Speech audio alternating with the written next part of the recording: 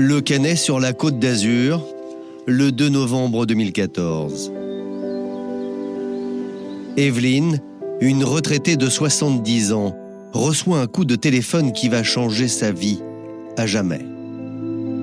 C'est au sujet de sa tante, Jacqueline Imbert, 92 ans, que l'on voit ici à gauche sur la photo. Ma sœur m'a appelée en me disant Jacqueline a été transportée aux urgences à l'hôpital de Cannes. Quand elle a revu sa tante, effectivement, celle-ci était dans le coma. Elle n'en est jamais sortie jusqu'à elle est décédée sans reprendre connaissance.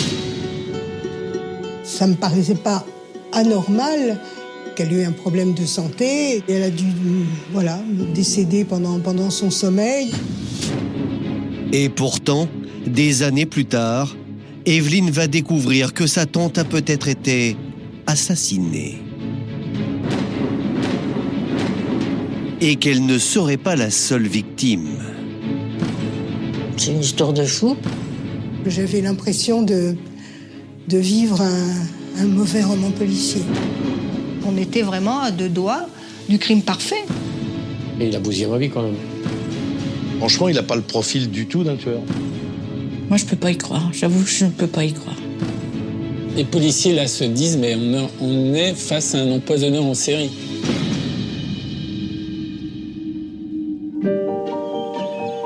Cette incroyable affaire débute en réalité 6 mois plus tard, avec une toute autre histoire.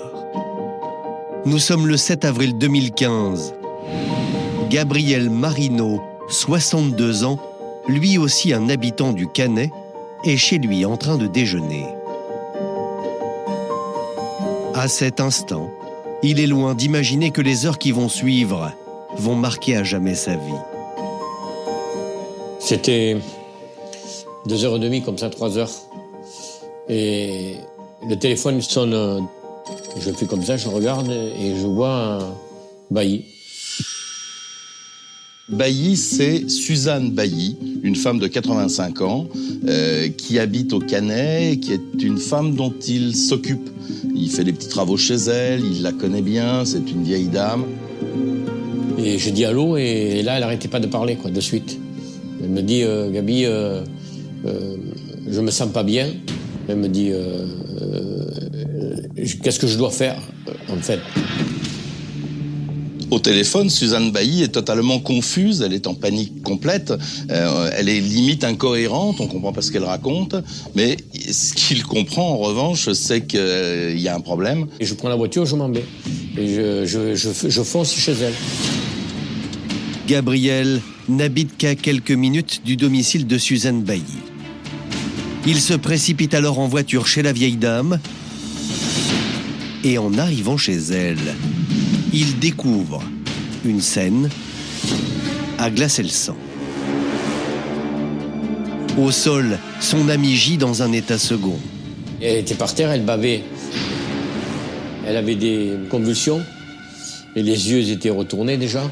Et on voyait bien qu'il y avait un problème. Et elle n'arrivait pas bien à respirer. Quand elle me parlait, je ne comprenais pas ce qu'elle disait. Paniqué, Gabriel appelle immédiatement les secours. Alertée par le bruit, Annie Roy, la voisine de palier, arrive à son tour dans l'appartement. Suzanne Bailly est à présent dans un état très inquiétant. En effet, la retraitée est en pleine crise de démence. Elle est partie dans le tirage à raconter n'importe quoi. Elle est en pleine phase hallucinatoire, c'est-à-dire qu'elle est totalement incompréhensible. Elle disait, on avait refait sa cuisine, mais en carton. Après, il y avait un cheval au plafond, enfin n'importe quoi.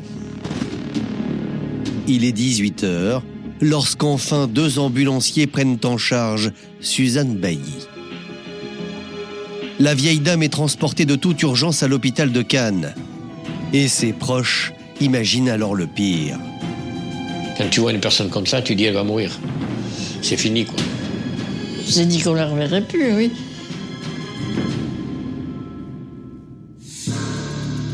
À l'hôpital, Suzanne Bailly est entre la vie et la mort.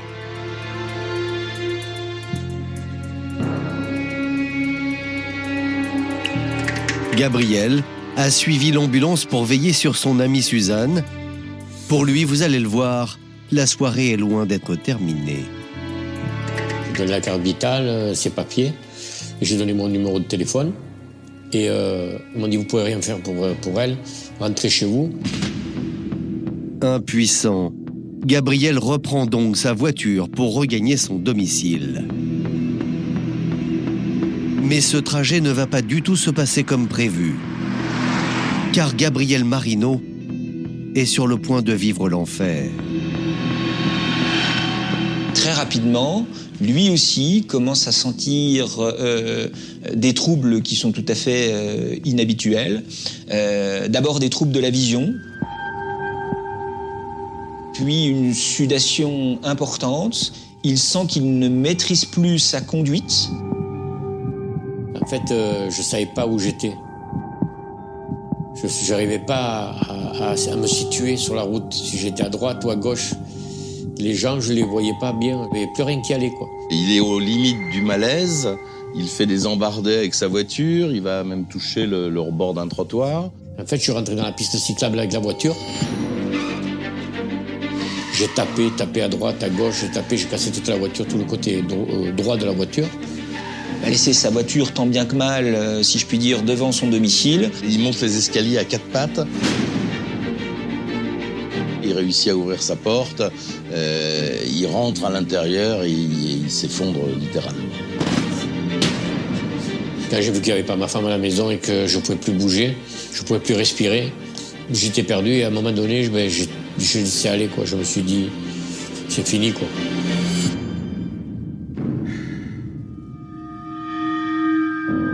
Incroyable. 3 heures à peine après avoir accompagné son amie Suzanne Bailly, Gabriel Marino se retrouve à son tour hospitalisé aux urgences de Cannes. Il est pris en charge par les mêmes médecins qui se posent à présent de sérieuses questions.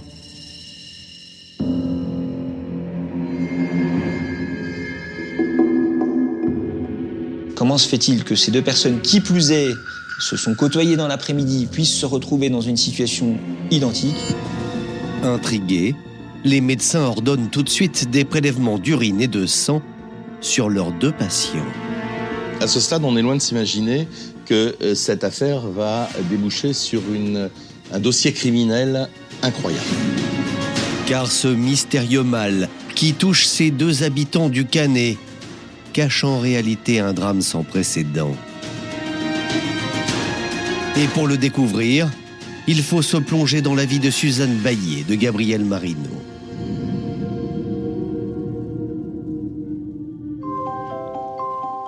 Au Cannet, dans la résidence où vit Suzanne Bailly, Gabriel Marino est un peu le bon samaritain. Ce mécanicien est toujours disponible pour effectuer de menus travaux et dépanner les retraités dans leur quotidien. Il est rentré en contact avec ces vieilles dames de la résidence par le biais de sa femme, qui elle est femme de ménage. Et donc, les vieilles dames avaient besoin toujours d'un électricien, d'un plombier, d'un raccord de peinture ou de quelques bricoles. En fait, c'est de bouche à oreille, comme ça, vous avez besoin de quelque chose, et il m'appelait, Gabi, est-ce que tu peux faire ça? Donc j'allais voir, si je peux le faire, je le faisais, quoi. Et parmi ces retraités qui font appel à Gabi, il y a justement Suzanne Bailly. Cela fait 3 ans qu'ils se connaissent. Ils sont même devenus amis. Je l'amenais plusieurs fois en voiture quand elle avait mal au genou pour faire le chauffeur, quoi, c'est tout. Voilà. Donc il y a une sorte de complicité un petit peu qui se crée entre ces deux-là, cette femme de 85 ans et ce presque retraité de 62 ans.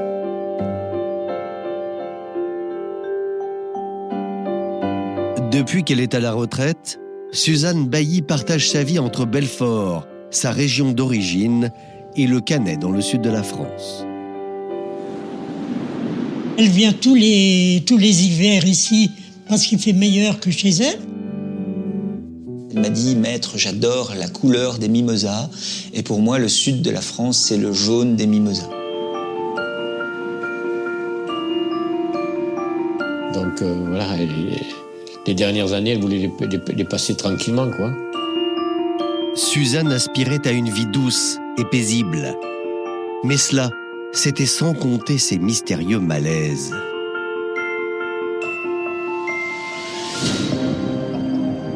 Car celui qu'elle vient d'avoir n'est en fait que le dernier d'une longue série.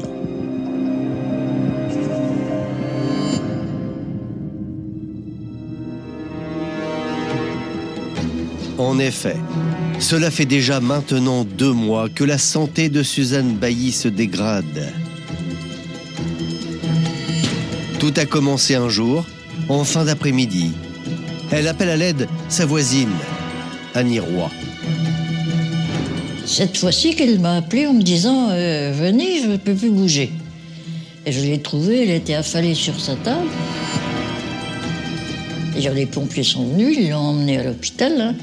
On a cru que c'était un AVC. C'est les premières inquiétudes pour ses voisines, parce qu'elle qui avait une santé de fer, d'un coup se retrouve hospitalisée dans un état grave. Pour ce premier malaise, Suzanne restera 10 jours à l'hôpital. Mais pour les médecins, rien d'anormal. Passé un certain âge, les problèmes de santé sont courants. On se dit qu'une dame de 85 ans qui arrive avec un malaise, qui fait de l'arythmie, c'est des choses qui malheureusement sont dans l'ordre des choses. Seulement voilà, à peine remise de ce premier malaise, 1 mois plus tard, c'est la rechute. Mais là encore, l'âge de Suzanne Bailly va troubler le jugement des médecins. Et ce deuxième épisode n'éveillera encore une fois aucun soupçon. Ce jour-là, Gabrielle Marino reçoit l'appel de la voisine de la vieille dame, Madame Roy. Elle m'appelle le soir, elle me dit Madame Bailly, elle est à l'hôpital, elle a eu de nouveau une attaque. Et là, elle me dit elle ne reviendra pas, quoi. La première idée, c'est sans doute c'est une dame qui est en fin de vie. Pour le dernier malaise qui vient d'avoir lieu, il y a quelque chose qui ne colle pas. Souvenez-vous, Gabrielle Marino a lui aussi été victime d'un malaise, et ce seulement quelques heures à peine après la vieille dame.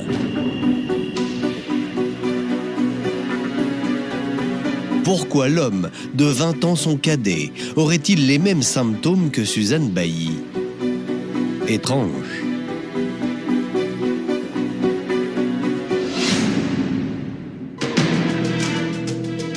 Dès le lendemain, il va faire une révélation fracassante au médecin, qui va lever le voile sur ce mystérieux syndrome. Vers 7h30 du matin, Gabriel se réveille dans sa chambre d'hôpital. Il a retrouvé ses esprits et ne comprend pas ce qu'il fait là. Je ne comprenais pas ce qui se passait. Qu'est-ce que je fais à l'hôpital? Je me suis retrouvé attaché, avec les mains et les pieds attachés. Il y a un problème, là, je demandais qu'on me détache. Et la pauvre, je l'ai traitée de tout, l'infirmière. Gabrielle Marino est à présent tiré d'affaire. L'homme semble suffisamment cohérent pour raconter au médecin la journée qui a précédé son hospitalisation.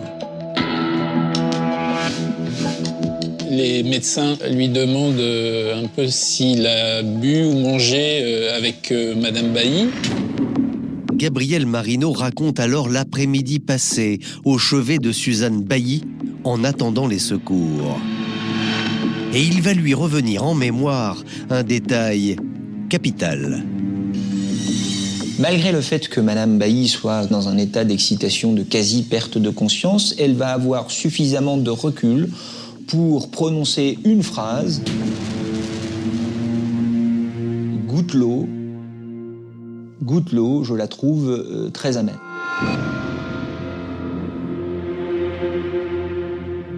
En fait, instinctivement, je prends l'eau, je goûte. Et là, en 15 secondes, la bouche elle est devenue toute... elle collait. Mes lèvres, tout ça, ça collait. C'était amer. Et donc, je posais le verre et je dis à Madame Roy, goûtez Madame Roy, on dirait que l'eau, elle est amère. Moi, je l'ai tout de suite recraché, c'était tellement mauvais. Et c'est comme ça que, évidemment, les médecins commencent à faire le lien entre l'eau minérale ingérée par Madame Bailly et le verre d'eau goûté par Gabriel. Les médecins suspectent un empoisonnement. Des doutes qui vont très vite être levés par les résultats des analyses toxicologiques réalisées sur Suzanne Bailly et Gabriel Marino.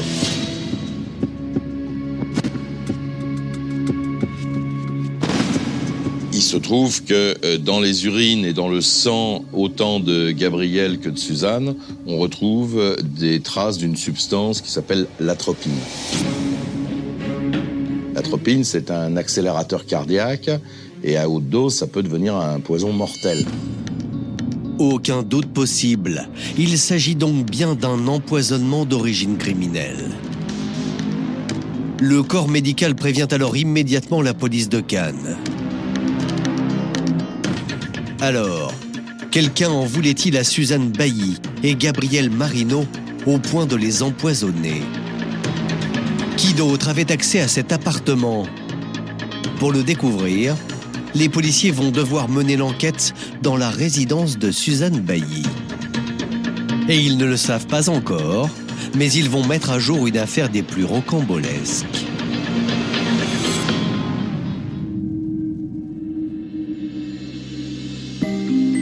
Au Canet, l'appartement de Suzanne Bailly est immédiatement inspecté de fond en comble par les policiers. C'est ici même qu'ils vont y faire la découverte d'un indice déterminant.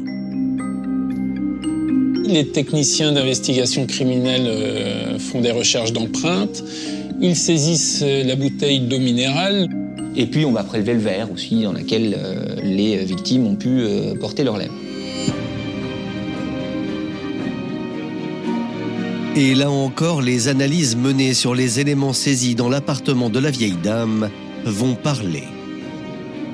Une forte concentration d'atropine est retrouvée dans la bouteille d'eau qui se trouvait sur la table de chevet. Il y a quelqu'un qui a mis sciemment du poison dans l'eau minérale de Madame Bailly.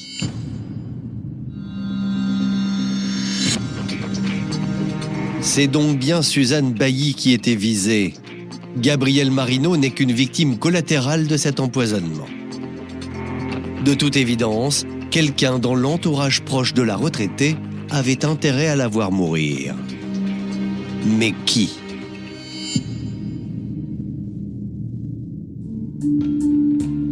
Les investigations menées dans son immeuble vont très vite mettre à jour qu'ici, personne ne lui voulait du mal. Parmi les 8 propriétaires de ces appartements, vous avez 6 dames retraitées, célibataires, vivant seules, dont Madame Bailly. Ces dames ont beaucoup d'affection l'une pour l'autre. C'était une très bonne entente. Oh oui, c'est des amis, hein. Toutes là maintenant. Ça fait plus de 10 ans qu'on se connaît, alors. J'ai presque envie de décrire cela comme une forme de petite colonie de vacances. Puis c'est rassurant un petit peu quand on est tout seul. Dès qu'il y en avait une qui avait un problème, les autres accouraient pour l'aider. Et c'est justement le témoignage d'Annie Roy, la voisine de palier de Suzanne Bailly, qui va mettre les enquêteurs sur une piste. La retraitée raconte un épisode à faire froid dans le dos qui s'est déroulé dans l'appartement de Suzanne Bailly, seulement quelques heures avant le dernier malaise de la vieille dame. C'était un matin normal et je ne sais pourquoi j'étais inquiète. J'ai des antennes de temps en temps. Donc j'ai pris mes clés et je suis allée voir. Et là, en rentrant, je l'appelle. Suzanne, vous êtes là ?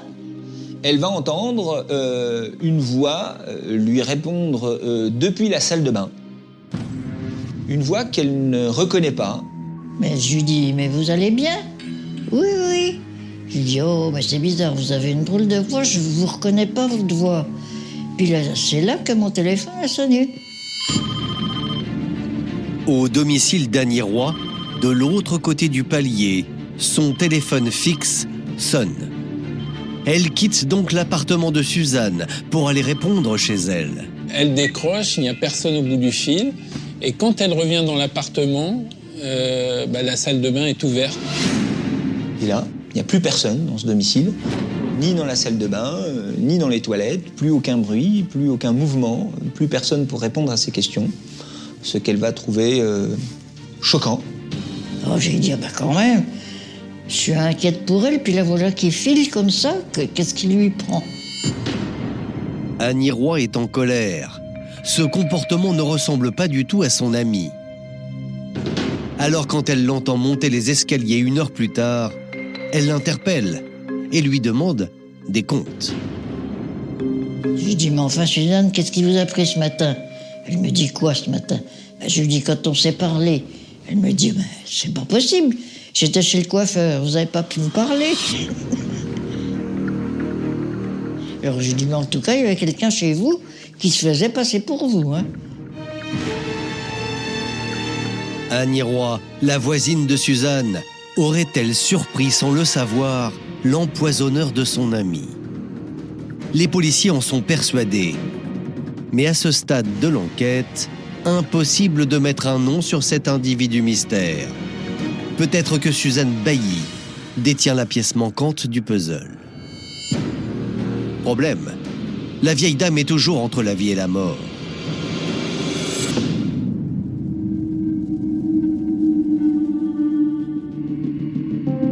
À l'hôpital de Cannes, cela fait maintenant 1 semaine que Suzanne Bailly est hospitalisée. Lorsque, miracle, elle recouvre enfin ses esprits. En mesure de parler, elle est interrogée sur son lit d'hôpital et ce qu'elle va révéler va donner un véritable coup d'accélérateur à l'enquête. Elle a décidé de vendre son appartement viager. La particularité du viager, c'est qu'on ne devient propriétaire qu'à la mort de l'ancien propriétaire. Le nouveau propriétaire de Suzanne Bailly, le voici. Il s'appelle Olivier Capeller. C'est un chef d'entreprise de 38 ans à l'époque, un homme sans histoire.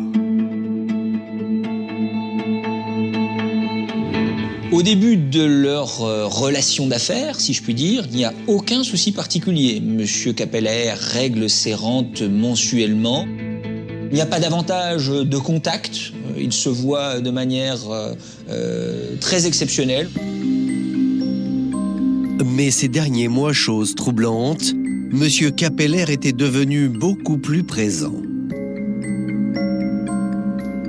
À partir de janvier 2015, c'est vrai qu'il vient fréquemment dans la résidence voir Madame Bailly, alors sous des prétextes divers. Il vient notamment poser un détecteur de fumée. En fait, il est venu 4 fois, 5 fois en 3 mois. Il va ensuite prendre des contacts aussi assez réguliers avec son entourage pour prendre des renseignements sur la santé de Madame Bailly. Moi, il venait sonner à ma porte. Il venait prendre des nouvelles. Monsieur Capeller intrigue. Son attitude prévenante à l'égard des autres propriétaires de la résidence n'est pas normale. Et ses visites commencent à faire jaser. On en plaisantait parce que à chaque fois qu'elle allait à l'hôpital, il venait demander des nouvelles. Après, on riait, puis elle me disait « Oh ben, il vient voir si je suis morte. » Coïncidence frappante, les visites d'Olivier Capeller correspondent quasiment jour pour jour au malaise de Suzanne Bailly. Alors, l'homme se serait-il introduit chez elle pour l'empoisonner ? Les voisines auraient-elles vu juste ? Rien n'est moins sûr. Car en réalité, les enquêteurs vont découvrir que finalement, le profil de cet homme ne colle pas du tout avec celui d'un meurtrier.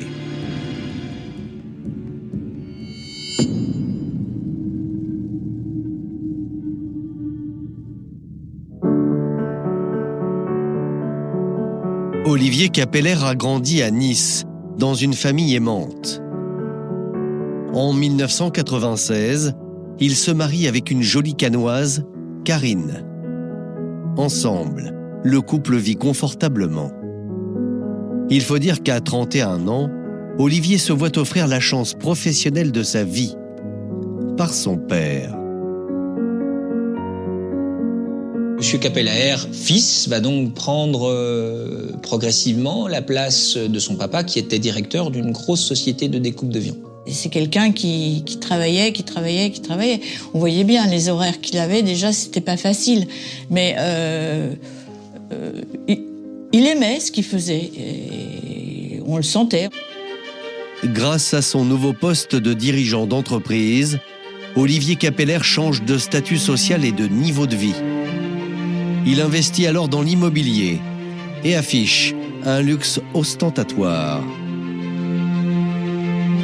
En fait, il est décrit comme un homme qui aime l'argent, qui aime les belles choses. Il collectionne les montres de luxe, il a un joli 4x4, il a plusieurs voitures. Il est propriétaire de nombreux biens immobiliers, il possède 5 viagers différents.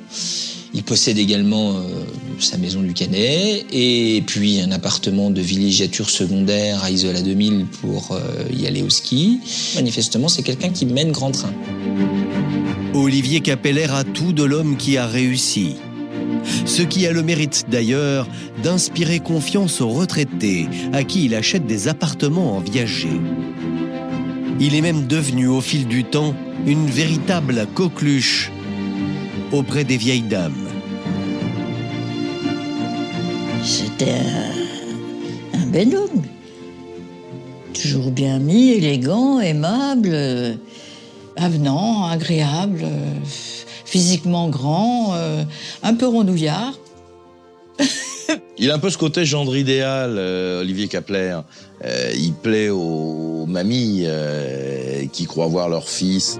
Un gendre idéal. Alors, les enquêteurs sont-ils sur une fausse piste ? Pas si sûr.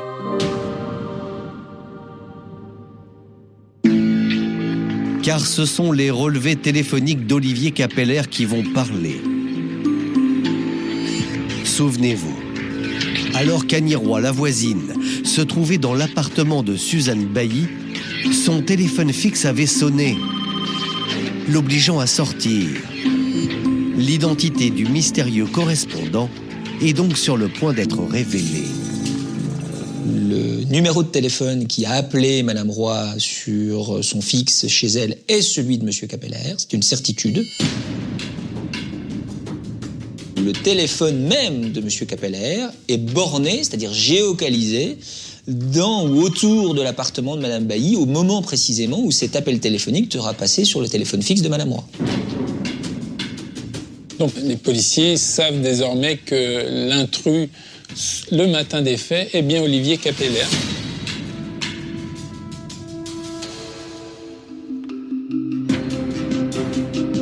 Le 20 avril 2015, Olivier Capeller est placé en garde à vue. Il va devoir s'expliquer. Et la surprise, l'homme ne nie pas. Oui, c'est bien lui qui a pénétré chez Madame Bailly, avec un jeu de clé que la vieille dame lui avait confié quelques mois plus tôt.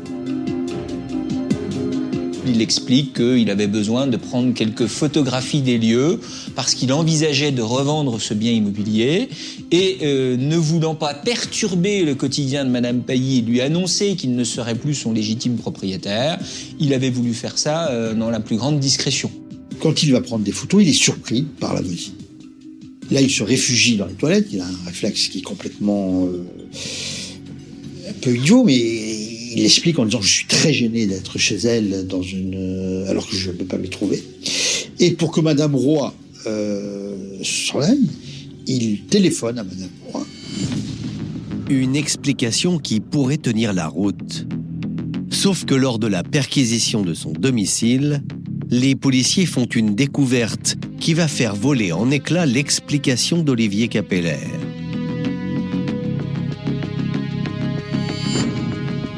Ils vont trouver, non dissimulés d'ailleurs, dans un placard de cuisine, des collyres à usage vétérinaire, collyres qui contiennent de l'atropine. Le 22 avril 2015, Olivier Capeller est mis en examen pour l'empoisonnement avec préméditation de Suzanne Bailly et l'empoisonnement de Gabriel Marino.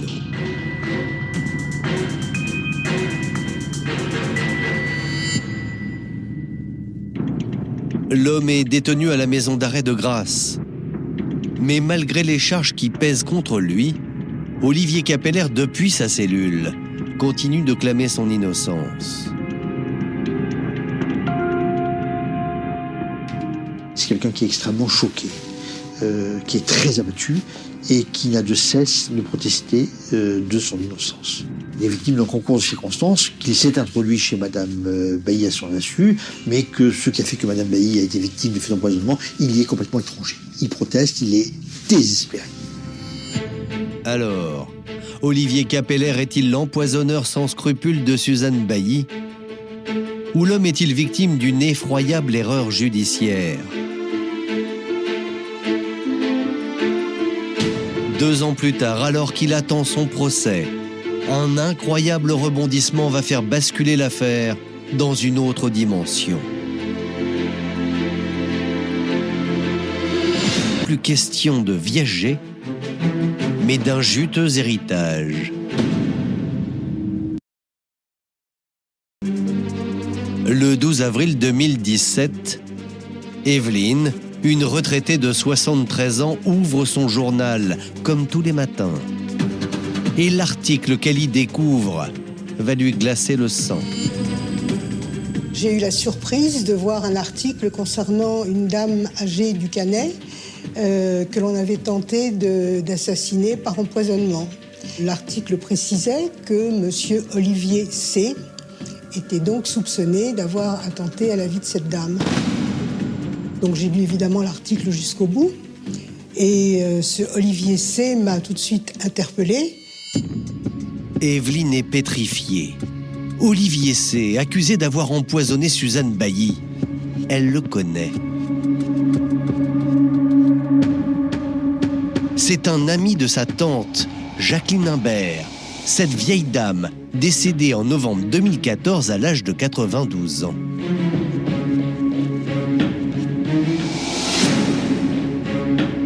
C'était tout juste 5 mois avant l'empoisonnement de Suzanne Bailly et Gabriel Marino. Alors, pour en savoir plus, Evelyne appelle l'homme qui est interviewé dans le journal. Un soir, à 10h du soir, je reçois un coup de fil. Je réponds et c'est une dame. Elle me dit, voilà, j'ai votre article devant moi, du journal que quand vous avez été empoisonné. Et je l'ai relu et relu et relu, je ne sais pas combien de fois, que ça veut dire Olivier C. Elle m'a dit, est-ce que ça veut dire Olivier Capeller? J'ai dit oui.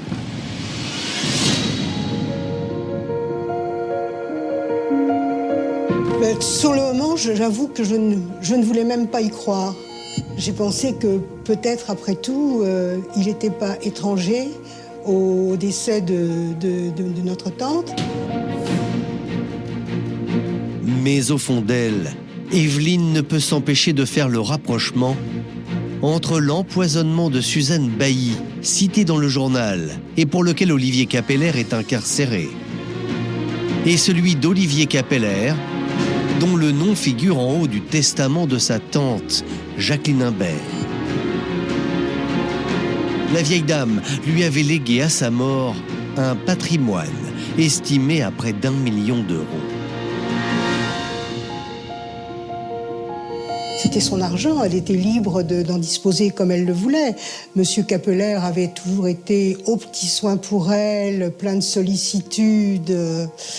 Et par conséquent, bon, il ne me semblait pas non plus anormal qu'elle veuille lui laisser quelque chose venant d'elle. Donc ça ne m'a pas choquée. Seulement aujourd'hui, Evelyne ne voit plus du tout les choses de la même façon. Avec sa sœur, elles se rendent au commissariat de Cannes pour faire part aux policiers de leurs doutes. Elles vont expliquer que depuis la mort de son mari, leur tante vivait seule et qu'Olivier Capeller, vous allez le voir, va profiter de cette solitude pour prendre une place de premier choix dans la vie de la vieille dame. Jacqueline Imbert est née à Cannes en 1921. Elle y passe toute son enfance avant de rencontrer Émile, l'homme de sa vie, que toute la famille appelle Milou. Le couple se marie en 1947 et mène une vie simple et heureuse. Un bonheur presque complet, sauf qu'ils n'ont pas eu d'enfants. Ils n'ont jamais eu d'enfants. Et ça, Jacqueline en a été très malheureuse parce qu'elle aimait beaucoup les enfants. Et je pense qu'elle a d'ailleurs reporté cet amour maternel inassouvi sur ma sœur et sur moi. Au moment de leur retraite, Jacqueline et Milou profitent de la vie avec insouciance jusqu'au début des années 2000. Atteint de la maladie d'Alzheimer, Milou est de plus en plus dépendant de sa femme. Et lorsqu'il meurt en 2009, il laisse un vide immense dans la vie de Jacqueline. Donc pour elle, évidemment, ça a été dramatique. Parce que c'était sa moitié qui partait. Et là, aussi bien Martine que moi, on l'a entourée au maximum pour l'aider à passer cette épreuve. Mais quelqu'un d'autre va se montrer particulièrement prévenant. Un voisin de palier, Olivier Capeller, devenu au fil des années un ami proche. Et qui a su rapidement se rendre indispensable. Il gérait ses comptes, il s'occupait d'elle, il l'emmenait faire ses courses, il l'emmenait chez le coiffeur, il venait déjeuner très souvent avec elle. Et quand on rencontrait Madame Imbert, mais Olivier, si je ne l'avais pas, mais qu'est-ce que je ferais? Mais qu'est-ce que je ferais? Il était omniprésent. Au fil des années, Olivier Capeller avait noué avec Jacqueline Imbert une relation d'amitié et de confiance, unique en son genre. J'ai toujours eu l'impression qu'ils étaient très proches. Comme une mère et leur fils, on sentait un amour inconditionnel des deux. Une amitié profonde. Je suis un peu... ça m'a bouleversée. Je suis désolée. Je me disais que c'est beau, c'était beau. Et si cette belle amitié n'avait été qu'une façade? Est-ce possible que ce confident si gentil et si attentionné soit en réalité un assassin froid et manipulateur? Sachant qu'elle était veuve, sans enfant, qu'elle n'avait que des nièces qui étaient en fait des parents éloignés, je pense qu'à ce moment-là, il a pensé que c'était une proie facile. Alors, lorsque les policiers entendent Evelyne et sa sœur leur parler de Jacqueline et de son confident Olivier Capeller, ils font le rapprochement avec l'homme qui va être jugé prochainement pour l'empoisonnement à l'atropine de Suzanne Bailly. Les enquêteurs décident de s'intéresser au meurtre présumé par empoisonnement de Jacqueline Imbert. On va demander à la famille son autorisation, elle la donne, et on va procéder à l'exhumation du cercueil de Jacqueline. Le corps de Jacqueline Imbert est transporté à l'Institut médico-légal pour subir une batterie d'examens et d'expertises toxicologiques. Pendant ce temps, ses nièces attendent les résultats en proie au doute et à la culpabilité.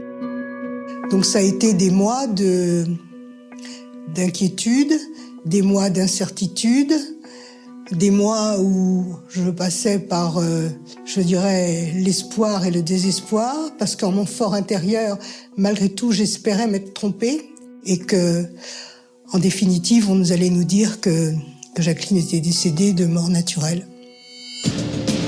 Mais en janvier 2018, 6 mois après l'exhumation de Jacqueline Imbert, le verdict tombe enfin.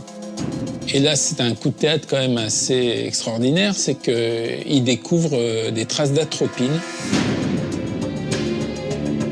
dans le corps de Jacqueline Imbert. à la fois dans le cœur et dans le foie, il y avait une surdose d'atropine qui était la cause de la mort et qui avait été administrée avant la mort, antémortem. Désormais, plus de doute possible. Jacqueline Imbert est bien morte empoisonnée à l'atropine. La même substance que celle qui a failli tuer Suzanne Bailly et Gabriel Marino. Cette même substance, retrouvée sous forme de collyre pour chien lors de la perquisition chez Olivier Capeller. Pour les proches de Jacqueline, c'est un cataclysme. J'avais l'impression de vivre un mauvais roman policier. Vous savez, c'est le genre de choses qui n'arrivent qu'aux autres ou qui n'arrivent que dans les livres, mais pas dans la vraie vie. Et puis elle méritait pas ça, avec l'amour qu'elle lui avait donné. C'est affreux. Moi, je peux pas y croire. J'avoue que je ne peux pas y croire. Quelqu'un que vous aimez bien, que vous appréciez, d'un seul coup, on dit c'est un assassin. Non, franchement, j'arrive pas à y croire. Mais alors pourquoi cet homme si charmant et au train de vie fastueux aurait-il voulu se débarrasser de deux retraités qu'il appréciait? L'hypothèse semble absurde, mais peu à peu l'enquête va mettre à jour qu'Olivier Capeller n'est pas l'homme fortuné qu'il prétend être. Pire, il serait même un piètre chef d'entreprise.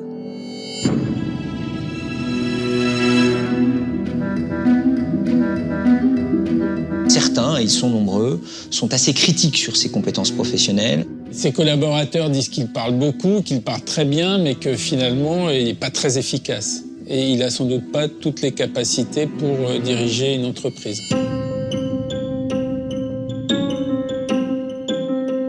Olivier Capeller va se révéler être un très mauvais gestionnaire. Il n'a pas le talent de son père, même s'il en a pris les fonctions et la succession. Petit à petit, la boîte commence à perdre de l'argent jusqu'au moment où c'est la catastrophe financière. Il va couler l'entreprise et donc couler avec l'entreprise.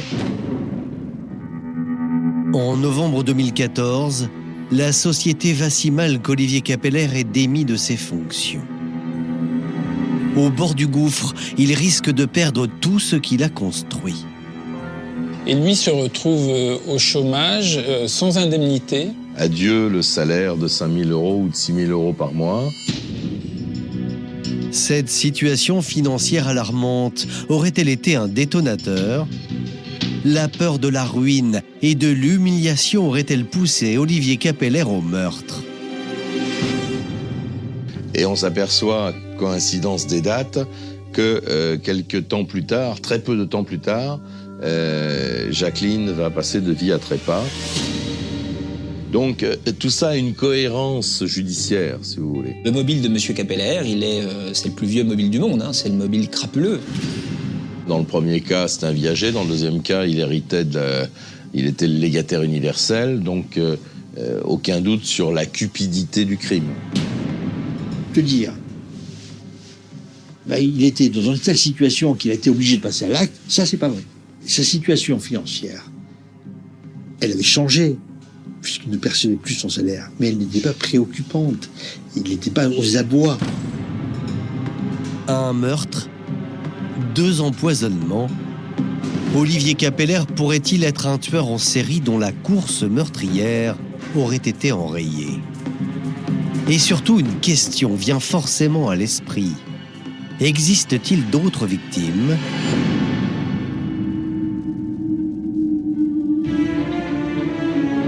Déjà mis en examen pour l'empoisonnement de Suzanne Bailly et Gabriel Marino, Olivier Capeller doit à présent s'expliquer sur l'assassinat présumé de Jacqueline Imbert. Il est extrait de sa cellule, où il est incarcéré depuis 3 ans dans l'attente de son procès. Et contre toute attente, l'homme va raconter aux enquêteurs un scénario auquel il ne s'attendait pas. Selon sa version, Jacqueline ne va pas bien, elle a envie d'en finir. Et il a rendu service à Jacqueline, il l'a aidé à mourir, qui n'est en aucun cas son assassin. C'est une sorte de suicide assisté, d'empoisonnement par compassion. C'est encore quelque chose de très difficile pour lui à vivre, parce qu'en plus, il s'agissait de quelqu'un dont il était très proche. Jacqueline Imbert se serait donc procuré elle-même de l'atropine. Et Olivier Capeller l'aurait seulement accompagné et soutenu jusqu'au bout. Pour les proches de la vieille dame, cette version est totalement invraisemblable. C'est un mensonge, c'est pas vrai, c'est faux, c'est faux, c'est faux. C'est monstrueux de dire ça. Jacqueline n'avait absolument pas envie de mourir. Très peu de temps avant sa disparition, on l'avait rencontrée. Je n'ai pas senti dépressive, du tout. Bon, il nous racontait toujours son histoire de Milou, ça c'était normal, mais bon, sans plus, pas plus qu'avant. C'est ignoble de la part de M. Capeller d'abîmer et de salir la mémoire de Jacqueline en prétendant qu'elle a voulu se suicider. Car loin du chevalier servant, au fil des investigations, c'est plutôt le portrait d'un prédateur qui semble se dessiner. Et si Suzanne et Jacqueline n'étaient que deux victimes d'une liste beaucoup plus longue? Les policiers se demandent s'ils n'ont pas affaire à un tueur en série de personnes âgées, un tueur en série spécialisé dans le viager, parce que Capeller a 5 viagers. Les policiers s'intéressent donc aux autres viagers d'Olivier Capeller. Et l'un d'entre eux va tout particulièrement éveiller leurs soupçons. En effet, 5 ans avant les empoisonnements de Suzanne Bailly et Jacqueline Imbert, une troisième retraitée décède mystérieusement alors qu'Olivier Capeller vient d'entrer dans sa vie. On a découvert pour l'une d'entre elles qu'elle était décédée 7 mois seulement après la souscription du viager, ce qui est très rapide. Là, on a tenté à connaître plus avant les causes de la mort et on a vérifié si cette dame-là avait pu faire l'objet d'une intoxication. Avec l'accord de sa famille, son corps est aussitôt exhumé pour être analysé. Mais cette fois-ci, les résultats s'avèrent négatifs. Aucune trace d'atropine. Alors, la décomposition avancée du corps aurait-elle pu effacer toute trace de poison? C'est possible, mais pas certain. Seule conviction pour les enquêteurs, Olivier Capeller ne ciblerait pas ces personnes âgées au hasard. Parce qu'en fait, ceux qui se sont aperçus, c'est que les viagers qu'il a, c'est toujours des personnes seules. Il n'y a pas de famille. Principalement des dames âgées, des dames seules, des dames qui n'étaient pas entourées. Il y a un côté très méthodique dans le mode opératoire criminel employé par Olivier Capeller. C'était quand même très pensé tout ça. On peut se demander s'il n'avait pas été stoppé par l'enquête de la police judiciaire de Cannes, s'il n'aurait pas continué son parcours terrible. Le grain de sable, c'est Gabriel Marino. Vraiment, j'y pensais, heureusement. Heureusement que tu étais là. Sinon, il aurait pu continuer à tuer beaucoup du monde et sans le savoir, quoi. Sans personne ne le sache, quoi. Olivier Capeller va répondre de ses actes devant une cour d'assises pour les empoisonnements de Suzanne Bailly et Gabriel Marino. Quant au meurtre de Jacqueline Imbert, c'est lors d'un second procès qu'il sera jugé beaucoup plus tard.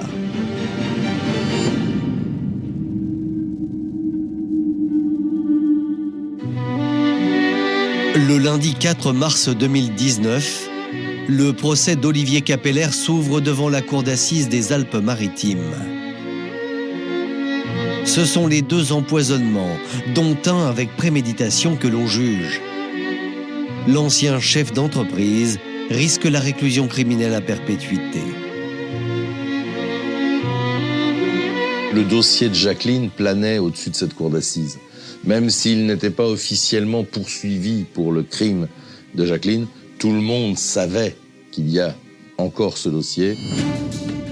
Olivier Capeller ne pourra pas compter sur le soutien de ses proches pour se défendre. Seule sa sœur a fait le déplacement. Malgré tout, dans le box des accusés, loin de s'effondrer, l'homme continue de se présenter en victime d'une erreur judiciaire.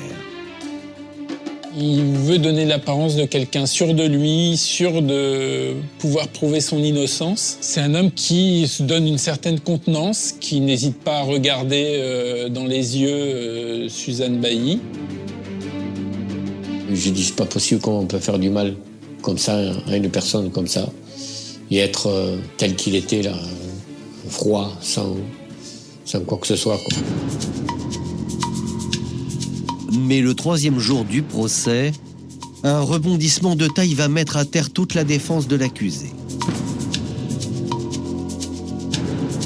Le président de la cour sort de sa manche des écoutes téléphoniques qui font l'effet d'une bombe. Le frère d'Olivier Capeller parle à sa sœur. Il faut savoir que le frère revenait du parloir où il avait vu Olivier Capeller.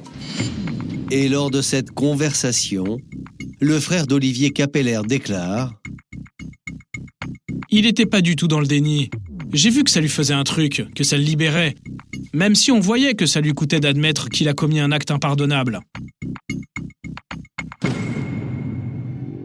Olivier Capeller aurait reconnu sa culpabilité, expliquant qu'il était dans une situation financière fâcheuse.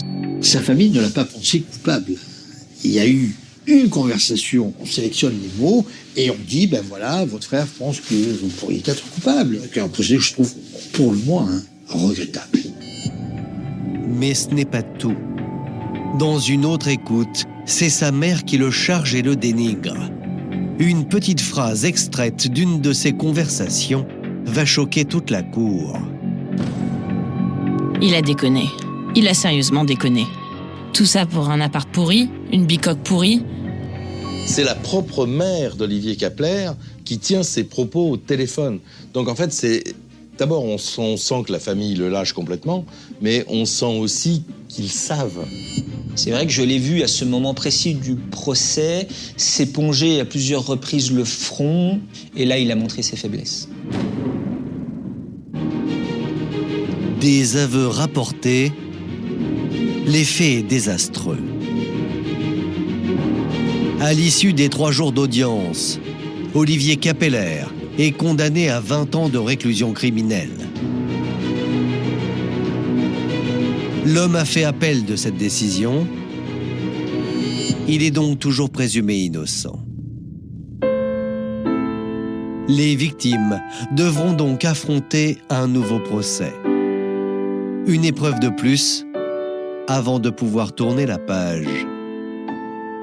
Ce qui me chagrine encore plus maintenant, c'est de recommencer tout, de savoir que je dois tout recommencer. C'est ça. Et j'espère que Madame Bailly sera toujours là avec moi. Parce que le plus important maintenant, c'est de lui faire voir qu'on est en vie et en santé. Quant à l'empoisonnement de Jacqueline Imbert, le dossier est toujours en cours d'instruction. Olivier Capeller pourrait bientôt être jugé pour assassinat.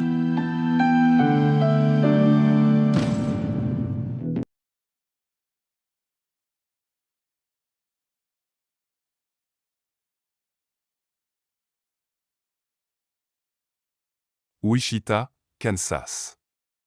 Une ville calme, plate, presque immobile.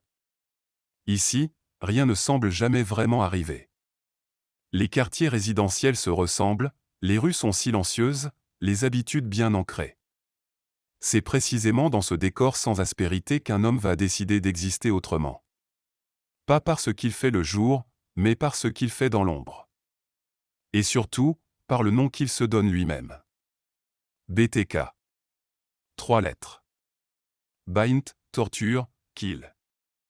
Un acronyme choisi avec soin, non pas pour informer, mais pour marquer. Pour laisser une signature. Pour être reconnu. Contrairement à beaucoup d'autres criminels, Denis Radé ne veut pas seulement agir. Il veut être vu. Il veut être lu. Il veut que son existence prenne forme dans les journaux, dans la peur collective, dans l'imaginaire public. Et pendant des décennies, il va attendre que le monde lui réponde. Denny Radé naît en 1945 et grandit dans une famille sans histoire particulière. Enfant discret, il décrit plus tard une enfance marquée par un sentiment d'abandon émotionnel, mais rien qui alerte réellement. À l'âge adulte, il se fond parfaitement dans la normalité. Il se marie, a des enfants, trouve un emploi stable. Il est tour à tour employé municipal, inspecteur en conformité, responsable dans son église. Il inspire confiance. Il impose même parfois le respect. Dans la vie quotidienne, Denny Radé est méthodique, rigide, obsédé par les règles. Il aime l'ordre, les listes, la hiérarchie. Il supporte mal la contradiction. Ce besoin de contrôle, qu'il exerce publiquement de façon banale, trouve une autre expression, secrète, bien plus sombre. Dès les années 1970, il commence à nourrir des fantasmes qu'il ne parvient pas à contenir. Il observe. Il suit. Il planifie. Pour lui, l'anticipation est aussi importante que l'acte lui-même. Chaque détail est répété mentalement. Chaque scénario est peaufiné. Il ne cherche pas l'improvisation, mais la mise en scène parfaite. En 1974, Wichita bascule. Une famille est retrouvée sans vie à son domicile. La scène choque la ville entière. Rien ne semble logique. Aucun mobile évident. Très vite, les habitants comprennent qu'il ne s'agit pas d'un événement isolé, mais du début de quelque chose de plus vaste. Un prédateur opère, et il est organisé. Ce qui distingue immédiatement cette affaire, ce n'est pas seulement la violence, mais le silence qui l'entoure. Aucun message. Aucun signe. Puis, soudain, une lettre arrive dans un journal local. Elle est froide, structurée, presque administrative. L'auteur décrit les faits avec une précision glaçante et signe pour la première fois « BTK ». À cet instant précis, Denny Radé obtient ce qu'il cherchait. Une existence publique. Une identité séparée de l'homme ordinaire qu'il continue d'être le jour. Tandis que la ville commence à trembler, lui rentre chez lui, embrasse sa famille, et attend de voir si son nom sera repris. Après la première lettre, Wichita ne sera plus jamais une ville ordinaire. Les médias publient des extraits, la police confirme l'authenticité des informations, et un mot s'installe durablement dans l'espace public, BTK. Denny Radé comprend immédiatement le pouvoir qu'il vient d'activer. Il ne s'agit plus seulement d'agir dans l'ombre, mais de dialoguer avec toute une ville. Chaque lettre devient un acte en soi, parfois plus important que les crimes eux-mêmes. Radé écrit avec méthode. Son ton est froid, presque bureaucratique, comme s'il rédigeait un rapport. Il décrit les faits avec précision, corrige parfois les médias, se plaint de ne pas être pris au sérieux. Il ne cherche pas la confusion, mais la reconnaissance. Ce qu'il veut avant tout, c'est être perçu comme intelligent, organisé, supérieur. Il se compare implicitement à d'autres figures criminelles célèbres, comme s'il cherchait sa place dans une hiérarchie imaginaire. La police, de son côté, se retrouve dans une position délicate. Chaque publication nourrit la peur, mais ignorer les lettres risque de provoquer une escalade. Wichita vit alors au rythme des rumeurs, des soupçons, des fausses alertes. Les habitants se méfient de leurs voisins.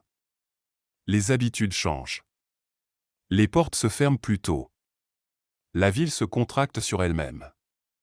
Ce qui rend la situation encore plus troublante, c'est l'intervalle entre les faits. BTK n'agit pas régulièrement. Il disparaît parfois pendant des années. Puis revient soudainement, comme pour rappeler qu'il est toujours là. Cette imprévisibilité crée une tension permanente. Personne ne sait si le silence signifie la fin ou une préparation. Pendant tout ce temps, Denny Radé mène une double vie presque parfaite. Il assiste aux réunions, participe à la vie communautaire, s'investit dans son église.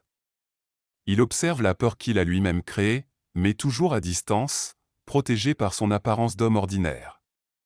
Cette dissociation devient centrale. BTK n'est pas une pulsion incontrôlable. C'est un rôle. Un personnage qu'il active quand il le décide. Les lettres deviennent progressivement plus provocantes. Radé reproche aux autorités leur inefficacité. Il se moque de leurs erreurs. Il exige une attention constante. Et surtout, il insiste sur une chose, son nom. BTK doit rester vivant. Tant que le nom circule, il existe. Tant qu'il est cité, il gagne. Mais ce jeu a un prix. Chaque message laisse une trace. Chaque provocation crée une opportunité. Même si personne ne le sait encore, le lien qu'il entretient avec les médias et la police est aussi ce qui, des décennies plus tard, le trahira. À la fin des années 1990, BTK disparaît. Plus de lettres. Plus de messages. Plus de signes. Pour Wichita, ce silence est ambigu. Certains y voient enfin la fin d'un cauchemar. D'autres redoutent une simple pause, une respiration avant un retour. Les enquêteurs, eux, ne ferment jamais vraiment le dossier. Ils savent que ce type de profil ne disparaît pas par apaisement, mais par contrainte ou par choix stratégique. Pendant ce long silence, Denny Radé continue sa vie sans accroc. Il grimpe même dans la hiérarchie sociale locale. Il devient responsable dans son église, président de conseil, employé municipal chargé de faire respecter les règles de voisinage. Ironie glaçante, il distribue des avertissements, sanctionne des manquements, impose l'ordre. Le contrôle qu'il recherchait autrefois dans l'ombre, il l'exerce désormais au grand jour. Mais le besoin fondamental ne s'est jamais éteint. Il s'est simplement contenu. Avec le temps, l'obsession revient. Radé observe que le nom BTK disparaît progressivement de la mémoire collective. Les nouveaux habitants ne connaissent pas l'histoire. Les journaux n'en parlent plus. Pour lui, c'est insupportable. L'idée d'avoir existé sans être reconnu durablement est pire que le risque d'être attrapé. Au début des années 2000, il décide de revenir. Les lettres reprennent, plus arrogantes, plus insistantes. Il s'adresse directement aux médias et à la police, comme s'il reprenait une conversation interrompue. Il exige de l'attention, pose des questions, teste les limites. Cette fois, cependant, quelque chose a changé. La police est plus prudente. La technologie a évolué. Et surtout, Radé commet une erreur dictée par son besoin de contrôle. Dans un échange, il demande explicitement aux autorités si un support informatique peut être tracé. Il veut une garantie. La réponse est volontairement trompeuse. On lui assure que non. Convaincu de sa supériorité intellectuelle, Radé envoie alors un disque contenant des informations. Ce geste, anodin en apparence, marque le basculement. Les métadonnées parlent. Le support révèle un nom, un lieu, une église. Les enquêteurs ne célèbrent pas. Ils vérifient. Ils recoupent. Ils observent. Le puzzle commence enfin à s'assembler, pièce par pièce. BTK n'est plus une abstraction. Il devient un homme précis, inséré dans une communauté précise. À cet instant, le silence qui avait protégé Denny Radé pendant des décennies se retourne contre lui. Le personnage qu'il avait créé pour exister est devenu la faille par laquelle il va être identifié. Une fois le nom identifié, les enquêteurs changent de rythme. Il n'est plus question de provoquer ou de répondre aux lettres. Il faut observer. Vérifier. Confirmer sans alerter. Denny Radé est placé sous surveillance discrète. On étudie ses déplacements, ses habitudes, ses relations. Plus les heures passent, plus le contraste devient troublant. L'homme soupçonné d'être BTK mène une vie d'une banalité presque dérangeante. Il est marié. Père de famille. Actif dans son église. Respecté dans son quartier. Personne ne le décrit comme inquiétant. Certains parlent même d'un homme rigide mais serviable, attaché aux règles, parfois autoritaire, jamais violent. Cette façade sociale renforce la stupeur des enquêteurs. Tout ce que BTK a projeté pendant des décennies semble désormais concentré dans un individu qui se fond parfaitement dans le décor. Les preuves, elles, s'accumulent en silence. Les enquêteurs récupèrent des objets du quotidien jetés par Radé. Ils comparent. Ils croisent les données. L'ADN parle enfin, sans ambiguïté. La correspondance est formelle. Après plus de 30 ans, BTK a un visage. Un corps. Une adresse. L'arrestation a lieu en février 2005. Sans poursuite. Sans résistance. Déni Radé est interpellé calmement, comme n'importe quel citoyen. Lorsqu'il comprend ce qui se passe, son attitude change. Le masque tombe partiellement. Il ne nie pas. Il ne crie pas. Il observe. Comme s'il assistait à la fin d'un rôle qu'il avait lui-même écrit. Lorsque l'identité de BTK est rendue publique, Wichita est sous le choc. Les habitants cherchent à comprendre comment un homme aussi intégré a pu incarner la peur pendant si longtemps. Les voisins réexaminent leurs souvenirs. Les collègues se remémorent des détails anodins qui prennent soudain un autre sens. La peur n'était pas ailleurs. Elle était au milieu d'eux. Déni Radé, lui, semble presque soulagé. Pour la première fois, son nom est associé à son œuvre. Il ne sera plus une rumeur ni un mystère. Il est reconnu. Mais cette reconnaissance a un prix définitif. Lorsqu'arrive le moment de comparaître devant la justice, Déni Radé surprend tout le monde. Contrairement à beaucoup de criminels de ce type, il ne nie pas. Il ne minimise pas. Il parle. Longuement. En détail. Presque avec méthode. Devant le tribunal, il décrit chaque affaire, chaque préparation, chaque étape, comme s'il récitait un dossier soigneusement classé. Sa voix est calme, posée, dénuée d'émotions visibles. Pour lui, ce moment n'est pas une humiliation. C'est une scène finale. Ses aveux sont glaçants par leur précision. Il explique comment il choisissait ses cibles, comment il observait leurs habitudes, comment il construisait ses scénarios longtemps à l'avance. Il décrit les objets, les lieux, les silences. À aucun moment il ne semble réellement se connecter à la souffrance qu'il a provoquée. Ce qu'il met en avant, consciemment ou non, c'est sa capacité d'organisation, son contrôle, son intelligence perçue. Jusqu'au bout, il cherche à maîtriser le récit. Pour les familles et les survivants, ces audiences sont éprouvantes. Entendre les faits exposés avec autant de froideur ravive des blessures jamais refermées. Mais c'est aussi, pour certains, la première fois que la vérité est posée publiquement, sans zone d'ombre. Le mythe BTK s'effondre définitivement. Il ne reste qu'un homme, confronté aux conséquences irréversibles de ses actes. La sentence tombe, prison à vie, sans possibilité de libération. Déni Radé est envoyé dans l'anonymat carcéral, privé de ce qu'il a toujours recherché par-dessus toute l'attention. Les lettres cessent. Les provocations disparaissent. BTK, en tant que personnage, n'existe plus. L'histoire de Déni Radé n'est pas seulement celle d'un criminel méthodique. C'est celle d'un besoin maladif d'exister à travers le regard des autres. Pendant des décennies, il a construit une double vie non pas pour fuir, mais pour être vu sans être identifié. Son plus grand moteur n'était pas seulement le contrôle, mais la reconnaissance. Et c'est précisément ce besoin qu'il a perdu. Ce ne sont ni une erreur impulsive ni une dénonciation qui ont mis fin à BTK, mais son incapacité à rester silencieux. Il voulait que son nom survive.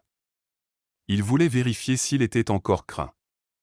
En cherchant à exister une dernière fois, il a signé sa propre fin. L'affaire BTK rappelle une vérité essentielle, certains monstres ne cherchent pas à disparaître. Ils cherchent à être regardés. Et parfois, la justice n'a qu'à attendre que l'ego parle plus fort que la peur.